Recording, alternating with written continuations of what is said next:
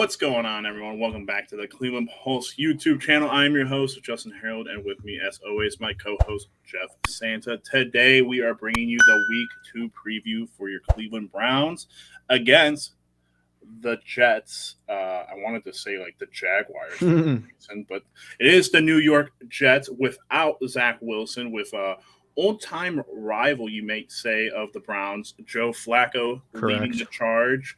An interesting look into the injury report here that we have. Also, a little scandal, you might say, with Piron Winfrey being disciplined today, not practicing. Interesting to note that Miles and Kevin both had something to say about it. Not too much, of course. Is a And they worked out a D tackle. Jordan Schultz just tweeted 13 minutes ago.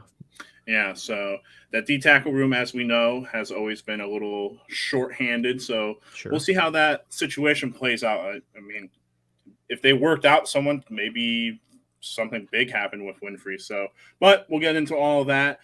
Jeff, before we get any further, though, how you doing? I'm doing good. A different matchup than last week. Less televised. Less people care.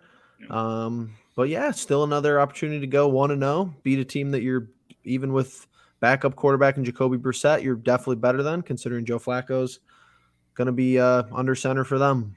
Yeah, Jeff, and before we even get any further into it, I was thinking about this 5 minutes right before we got into it, but you brought it up, the mentality of the 1-0. But you know Mm-hmm. what's nice about being 1-0 actually? The Chance to go chance 2-0. the chance to go 2-0, and I love it. So, the New York Jets, obviously no Zach Wilson. They've been pretty injury riddled even to start the season. I believe they lost Mekhi Becton, right? I think that's how you pronounce his name. Yep. I forget back from when we were draft scouting him, but left tackle, and then I believe they lost the right tackle too. Correct? I haven't looked at their injury report as far as today, but I know they have at least one tackle who's out, I think. Right. So, as we all know, if you watched the game last week, Miles Garrett looking to take advantage of the weak offensive tackles, of course. But yeah, the Jets, they're kind of a mishmash team led by Robert Saleh, who I think could be a good coach, but is getting a poor first two seasons swing at it right now. But interesting matchup, as Jeff said. They played Baltimore Ravens last week, losing 9-24. But interestingly enough, the Ravens still kind of depleted at running back, didn't run all over them, and Lamar didn't really have to do too much in terms of passing. Obviously, he had 3 touchdowns, but only threw for 30 attempts, 17 completions, and 213 yards. Jeff, what is your initial thoughts with this Jets team? As far as the research I've been doing this week and somewhat looking into them as a roster, their front seven doesn't sound like they're a bunch of schlubs. They don't sound like that they're a bunch of pushovers in the front seven. And I think that's probably the strongest part of the football team that you would want if you're playing the Cleveland Browns. It's going to be an interesting development. They have good young athletes as far as wide receiver. No wide receiver room really in the entirety of the NFL for the most part terrifies me considering how good our cornerbacks are. So it's not like it's going to be a huge challenge. And they asked Joe Flacco to throw the ball a lot. So I think that that's going to be a mistake if they do that again with the pressures, with the sacks, with the ball hawk nature of the secondary for us. So I don't see how our game plan changes a whole lot besides the fact that they gave up a deep ball last week. Yeah. If you want to go for that theme, be my guest. I don't have a whole lot of faith that Brissett is going to be able to capitalize on that. If it proves me wrong, cool. But I just don't think that we need to get away from the run if they're kind of selling out to stop it. And even if they do stop it. Yeah, absolutely. And obviously, one of my favorite things that Jeff sent me this past week was a little clip of, or not a clip, but the quote of Kareem Hunt and Nick Chubb being used together, and it's Mm-hmm. time, it's time, Finally. and I'm like, oh my god, I feel like we've just been begging and begging for it, and we saw a good portion of it, in the last game.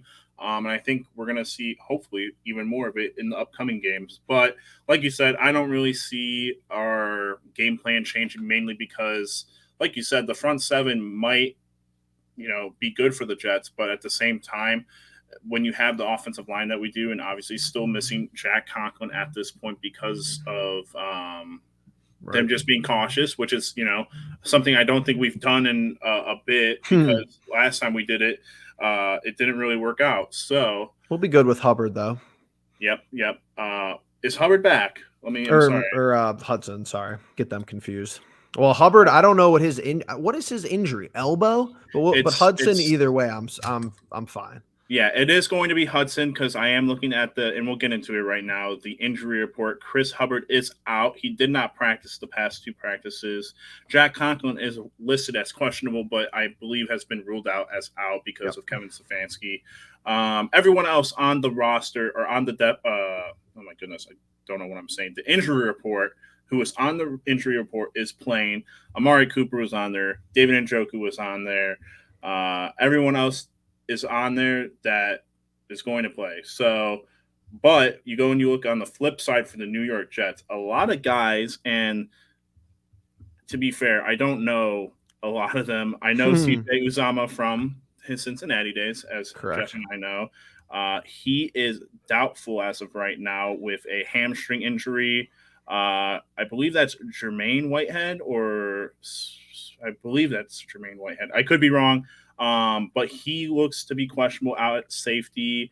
And then everyone else is just like, I don't know how big of a role they play on this team, if I'm being fair. But on our part, we're looking pretty healthy. We came out of Carolina pretty healthy, and hopefully that'll continue to be the case. So nothing really changes for us game plan-wise based off of injuries. But, Jeff, what do you want to see in terms of the offense? Outside of the run game, obviously, what would you like to see more of that we didn't see a lot of in the last game? David Njoku target. And I told you this today. I think 50% of his contract at a minimum was given to him because he blocks exceptionally well, maybe more, which is something that we might just come to a reality with for at least the first 11 games. After that, that's not going to be acceptable for the amount of money he's making. 2, I'd like to see David Bell, or if he plays Mike Woods, get some receptions. Not asking for a huge – I just like to see everybody get incorporated. Jacoby, spread the love around. Let's not get locked in on Amari. Let's not get locked in on DPJ. That doesn't bode well as far as moving the ball through the air. And besides that, run game, kind of do your thing. Do the best of your ability to replicate what you did last week. It's going to be hard, but not impossible. Yeah. I'd like to see if you could do the same thing that they did last week with Anthony Schwartz, but with David Bell. Sure. Demetric Felton, obviously. Try to run those sweeps. Don't just spoon feed Schwartz for whatever reason. Try to try to catch them off guard with something with Schwartz instead of making them just think he's doing a jet sweep every time. But obviously I'm right on the same boat with you about Njoku. I think it's unacceptable that he didn't get more targets in general. I'm pretty sure he was getting open deep downfield the one time we know of, but I mean, that's all you can ask for. I don't think there's going to be anything crazy. The one thing I will ask for more of is the Kareem Hunt in the fullback position. For sure. I don't think it'll come out any other time other than on 4th and 1s or 3rd and 1s and at the goal line. But I just love the idea of Kareem Hunt being your fullback, because if you can run pass plays out of it, obviously how we did last week, but it's just oh my Lord. There's a lot of versatility. So much versatility. So, but it's going to be an interesting game. Again, Jeff kind of listed it out.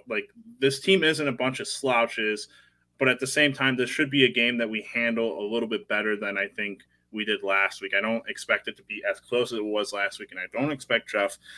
He might just do it again just for the meme, but I don't expect Jeff to predict a field goal win. I was thinking about it for the meme. How'd you know? I'm not going to do it for the meme, though. Because I was going to do it, but it's just. Oh, gosh. It'll be. I honestly, at the end of the day, just correct your mistakes last week. If you're going to, which I don't know if this makes a whole lot of sense, but if you're going to have mistakes this week, just make them new mistakes. Yeah. Don't miss people wide open, Jacoby, and. Don't have coverages blown. Yeah, that's it. Those are your 2 things right there. If you have. Even. To be fair to, I'll be a big criticizer of Jacoby this season for the 11 games that he plays. But I think the one thing is the biggest thing is don't blow coverages, because if you don't blow the coverages, we're probably not in a tight spot like that. Right. We don't have more of correct. Jacoby. Correct. So, but it is what it is, and obviously for Jeff's sake, if we come back on after the game Sunday and there is a blown coverage, he will have stuff to say to me about Joe Woods. So I'm it'll be a fine hell with of Joe a day. Woods. It's just like another interesting game to watch, see how he's going to call it. Yeah, Are they they gonna have athletic receivers. They do have. I correct? mean, they do have good athletic receivers. I just don't know that Joe Flacco is the guy to get it done as of right now in terms of getting them the ball in proper ways. I mean, I think weirdly enough, your D tackles are going to be Taven Bryan and Tommy I mean, oh, Togiai. yeah, yep. And it's like, how are you going to send extra packages? Are you going to expect Miles and Clowney to just win on their own? You don't need to send the blitz. Are you going to let Flacco kind of stand back there all day? I would hope not, but don't really know. I'm expecting them to not score a lot of points. Yeah, again, Jeff, you sent me the thing about how many times did we score, or what was the percentage of scoring that we had done when we had the ball, above 50% or something. Yeah, we put up points on 50% of our drives in week 1, I guess. And to be fair, I believe that's a lot of that is because of how well the defense did when our punting unit, which surprisingly, I still don't know our punter's name. I think it's like Corey something, but Bajorquez. yeah, He's whatever good. that. He was pretty good last week. Yeah, he except for the the last punt that he had, he was very good. He did a very good job, and then the defense did an even better job of keeping them down in bad field position. So hopefully that's the case again, and hopefully the run defense again. I don't think the Jets are a good running team. I don't know that that's their mold, but No. The biggest problem we had last year where teams could run all over us, which set up the pass game. So I'm going to say again, let Joe Flacco throw almost 60 times. I'm not worried about that. Me too. I'd rather that be agree. the case. So that's a more interesting game for us to watch because I'm sure, hopefully, did Jeff, do you remember, did Greg Newsome ever get an interception last season? No, I don't think he has any in his career. I would really like for Greg Newsome to get an interception. A pick six would be. I was hoping he was going to have one last week, but as far as I'm concerned, he didn't have one last year because I think they always say he's looking for his first career interception because it's like almost unbelievable he doesn't have one because how good he actually does play. Yeah, he's got a lot of pass deflections and all that. So, but hopefully he will get that this weekend. But Jeff, we're getting to wrap up here. What is your score prediction? What do you think is going to happen? Anything interesting? Anything big going to happen here? Nick Chubb, Kareem Hunt probably going to combine for like over 200 yards again. That's probably a definitive. I don't know if I might disagree with you there. I don't know if that's a definitive. I think that they might just sell out for the run, kind of like Carolina did, but they might actually be able to execute. How many sacks is Myles Garrett away from breaking the record? Is it like 2? Or not breaking the record, but taking is it 2.5? I think you see maybe that get done this week, and whatever that is. I hope so at home. That'd be pretty cool. It would be very cool. I'm trying to find it really quickly. But overall, I got Browns 23, Jets 17. 2-0, great September. Say it one more time for me because I was looking up the stat. Browns 23, Jets 17. Best start to September in our lifetime for the Cleveland Browns. Let's hope for it. All right. So I have it up here as of right now. Myles Garrett can set the Cleveland Browns career sack record versus New York Jets on Sunday. D-line coach Chris Kiffin said he's seen a different level to Myles Garrett's focus as he approaches the franchise sack record. He's 1.5 sacks away. Yeah, he'll get it. Yeah, he'll get it. He'll get 2 at least. You know he's going to be trying hard at home too. The last week, was it week 2 or week 3 that we played Chicago? It was week 3 we played Chicago that he had like 4 or 5, but or 3, whatever it was. Wonder what we're wearing this weekend. 75th anniversary this weekend? I wonder if they keep that under wraps until Watson comes back. I think you see Watson in the color rush at least once. Oh, so yeah. aren't we wearing both this year? Yeah, I believe so. I believe so. That's a personalized guarantee. I'm gonna go with man. I really want to keep the Cade York love on, and just No, I'm not gonna say he's gonna kick a game winner, but he's gonna kick at least another 4 field goals. I would love for him to kick probably. another 4. If he drills one from beyond 50 at home, people are gonna go nuts. So I'm gonna go with 27-17 Browns win. I I think think a that's what you good said margin. last week. No, I I think think it was closer. I think I had I think you the said score. 27-17 last week. No, I had it really close because I remember it was I think I had it really close to what it actually turned out to be. I had it as 20. Hmm. I think I had it as 23-20 or 23-21, something like that. Right. But yeah, I'm trying to keep it so that he can get a field goal or two in there. And just keep the love going for Cade York. But Fair Jeff, enough. any final closing statements?